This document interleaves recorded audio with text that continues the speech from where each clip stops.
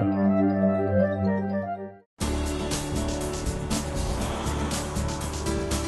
been really impressed with the Ford Fusion since its introduction, but among its few flaws was the lack of available stability control.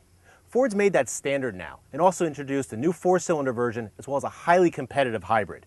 We bought both of those, as well as a V6, to see how they compete in this segment. Well, the Fusion really stands out from the competition in its ride and handling. It has a very nice supple ride, absorbs bumps well, and the steering is well weighted and has really good feedback. It's just a really great car to drive. The addition of standard electronic stability control has been a significant improvement for the Fusion. The previous one didn't do particularly well on emergency handling course, but now the standard electronic stability control has really rectified that. Ford's addressed the turning circle, shortening it, making it much easier to park. One place where the Fusion didn't stand out is braking. Stops weren't particularly short, but it was adequate overall.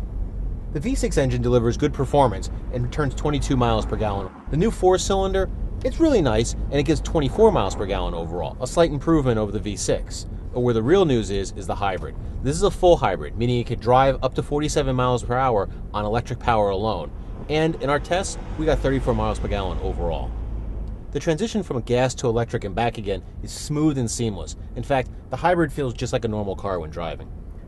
The biggest clue it tells you when you're in a hybrid are these gauges. On the left side, you have the green EV. That toggles between RPMs when you're using the engine or EV mode when you're driving on pure electric. In the center, your regular speedometer, and on the right, you have your miles per gallon indicator and a plant. The plant keeps adding leaves when you're driving in electric mode. We're pretty impressed with all three versions of the Fusion that we tested. The seats are pretty nice, the materials in the dash are nice soft touch. Overall, it's a pretty good place to be. One thing is, some people found that the cloth seats were a little less supportive than the leather ones. This model is a Fusion Hybrid, and what we opted for was the navigation system. Behind the screen, you've got the controls for a lot of the hybrid interactions, so you can see what your mileage is. You've got the navigation, some of the audio controls as well. It interfaces with the Ford Sync system. This lets you pair your Bluetooth phone or your iPod or MP3 player to it, and that way you can use voice-activated commands to navigate through instead of taking your eyes off the road. That's a really big safety plus in our eyes. One gripe we have with the Fusion, whether or not you've got the navigation system, is the fact that the climate and audio buttons are all really similar, and it's hard to tell which is which at a quick glance. Part of the navigation system is an option called Sirius Travel Link, and it gives you a lot of different features, such as traffic on your route or weather. Plus, you can click a button and look for the fuel prices in your area. Another part of the system is you can check movie listings for where you're traveling. The back seat of the Fusion is reasonably comfortable, but there are a few flaws. First, this low seat cushion. It doesn't give you any thigh support. Also, if you're 6 feet tall or taller, you're going to find that there's a lack of headroom. Both the 4- and 6-cylinder versions of the Fusion have a pretty decent trunk. One surprise is, so does the hybrid. It's much roomier than other hybrid sedans. One drawback, however, is that the rear seats don't fold flat. Our V6 and hybrid models had a couple neat features. First off, this backup camera, not something you see in every sedan. Also, it had these sensors for reversing.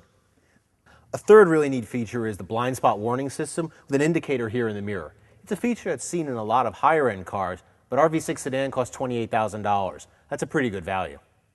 Finally, Ford's been putting this really useful feature on a lot of its vehicles. It's a capless fuel filler. Basically, just take the fuel nozzle and plug it right in. You can pull it out and it seals automatically, keeps the fumes out, and you don't have to worry about forgetting to put your gas cap on. It's pretty neat.